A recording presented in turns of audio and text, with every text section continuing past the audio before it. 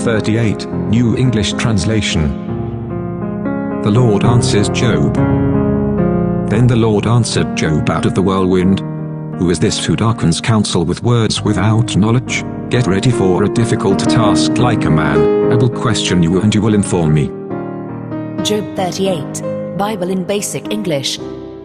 The Lord answers Job, and the Lord made answer to Job out of the storm wind, and said, Who is this who makes the purpose of God dark? By words without knowledge. Get your strength together like a man of war. I will put questions to you, and you will give me the answers. Where were you when I laid the foundation of the earth? Tell me, if you possess understanding, who set its measurements, if you know, or who stretched a measuring line across it? On what were its bases set, or who laid its cornerstone, when the morning stars sung in chorus, and all the sons of God shouted for joy? Where were you when I put the earth on its base? Say, if you have knowledge. By whom were its measures fixed? Say, if you have wisdom, or by whom was the line stretched out over it? On what were its pillars based, or who put down its angle stone, when the morning stars made songs together, and all the sons of the gods gave cries of joy? Who shut up the sea with doors when it burst forth, coming out of the womb, when I made the storm clouds its garment, and thick darkness its swaddling band? When I prescribed its limits, and set in place its bolts and oars, when I said, To here you may come and no farther, here your proud waves will be confined? Or where were you when the sea came to birth, pushing out from its secret place, when I made the cloud its robe, and put thick clouds as bands round it, ordering a fixed limit for it, with locks and doors, and said, So far you may come, and no farther, and here the pride of your waves will be stopped? Have you ever in your life commanded the morning, or made the dawn know its place, that it might seize the corners of the earth, and shake the wicked out of it? Have you, from your earliest days, given orders to the morning, or made the dawn conscious of its place, so that it might take a grip of the skirts of the earth, shaking all the evildoers out of it? It is changed like wet earth under a stamp, and is colored like a robe. The earth takes shape like clay under a seal, its features are dyed like a garment. Then from the wicked the light is withheld, and the arm raised in violence is broken. And from the evildoers their light is kept back, and the arm of pride is broken. Have you gone to the springs that fill the sea, or walked about in the recesses of the deep? Have the gates of death been revealed to you? Have you seen the gates of deepest darkness? Have you considered the vast expanses of the earth? Tell me, if you know it all.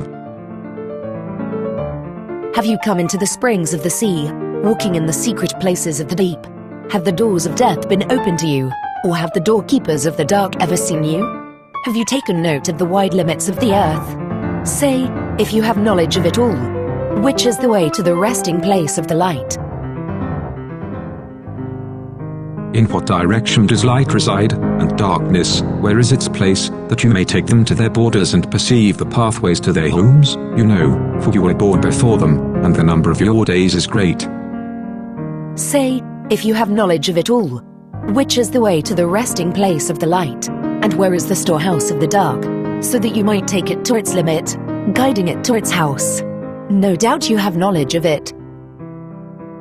For then you had come to birth, and the number of your days is great. Have you entered the storehouse of the snow, or seen the armory of the hail, which I reserve for the time of trouble, for the day of war and battle?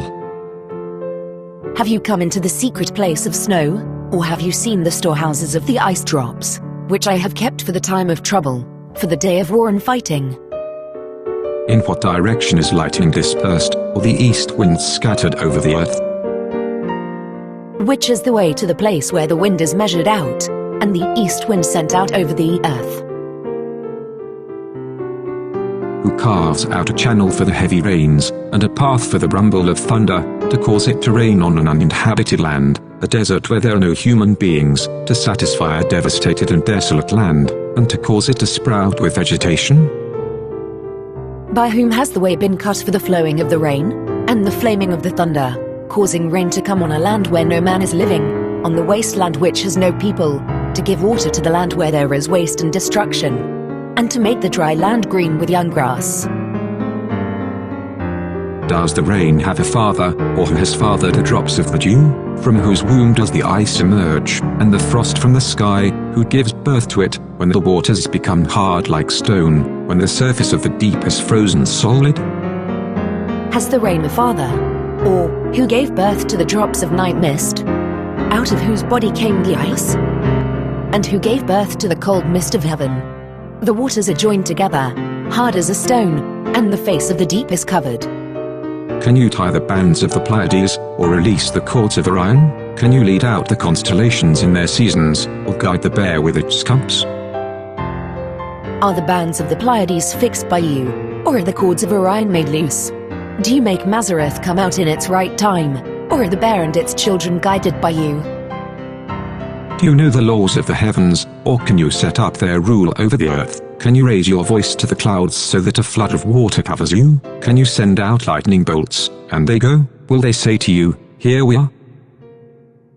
Have you knowledge of the laws of the heavens? Did you give them rule over the earth?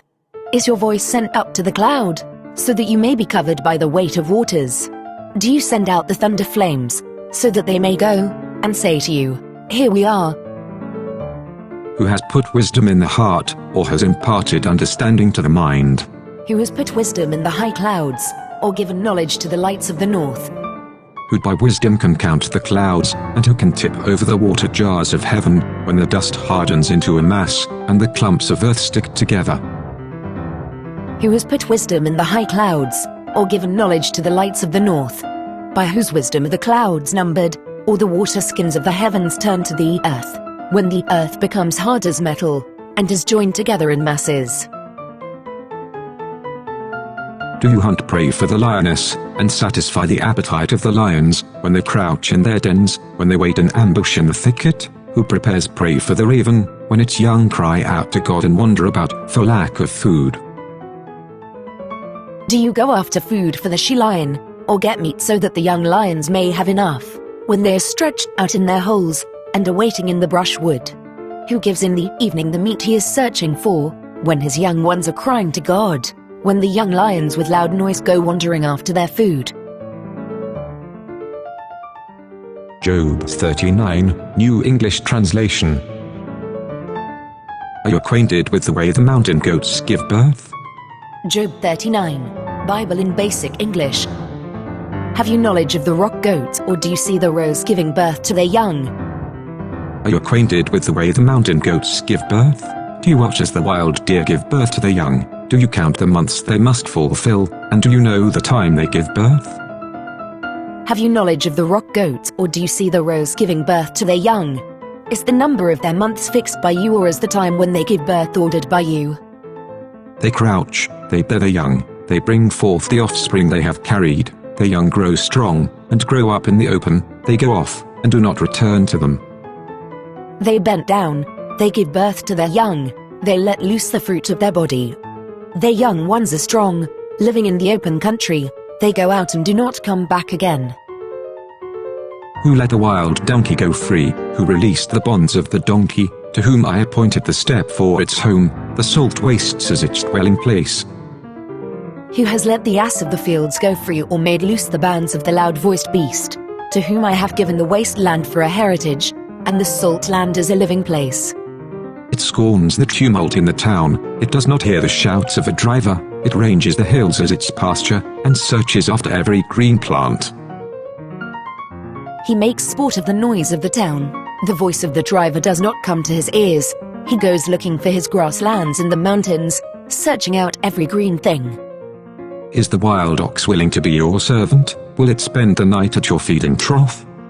Could you bind the wild ox to a furrow with its rope? Will it till the valleys, following after you? Will you rely on it because its strength is great? Will you commit your labor to it?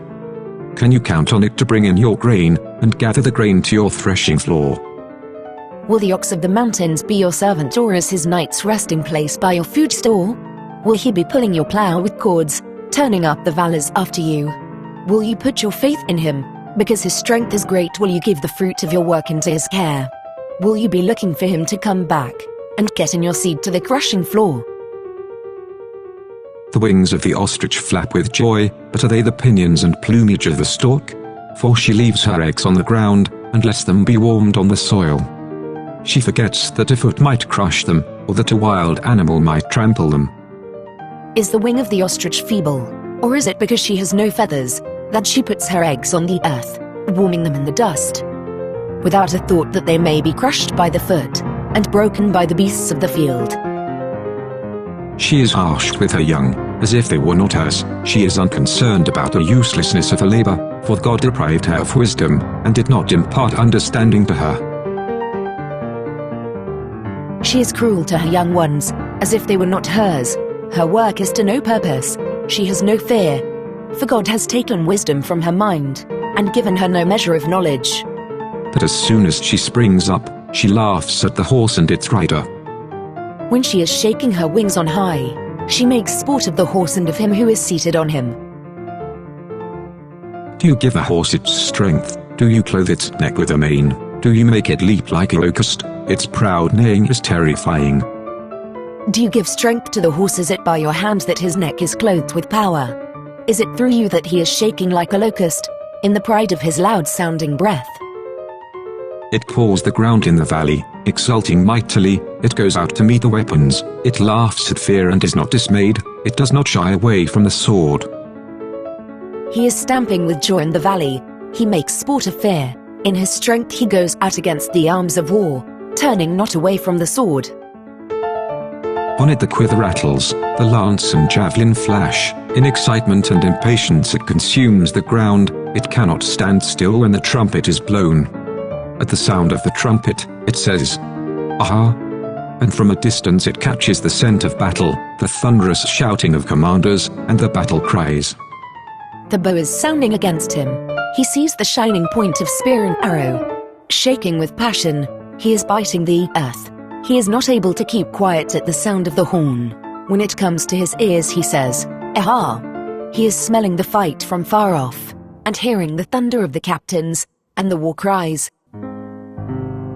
Is it by your understanding that the hawk soars, and spreads its wings toward the south? Is it at your command that the eagle soars, and builds its nest on high? Is it through your knowledge that the hawk takes his flight, stretching out his wings to the south? Or is it by your orders that the eagle goes up, and makes his resting place on high?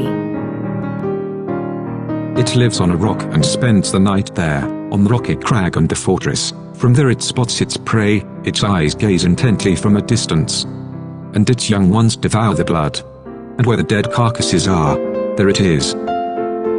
On the rock is his house, and on the mountain top his strong place. From there he is watching for food, his eye sees it far off. His young have blood for their drink, and where the dead bodies are, there is he to be seen. Will he who is protesting give teaching to the ruler of all? Let him who has arguments to put forward against God give an answer. And Job said in answer to the Lord, "Truly, I am of no value. What answer may I give to you? I will put my hand on my mouth. I have said once, and even twice, what was in my mind. But I will not do so again.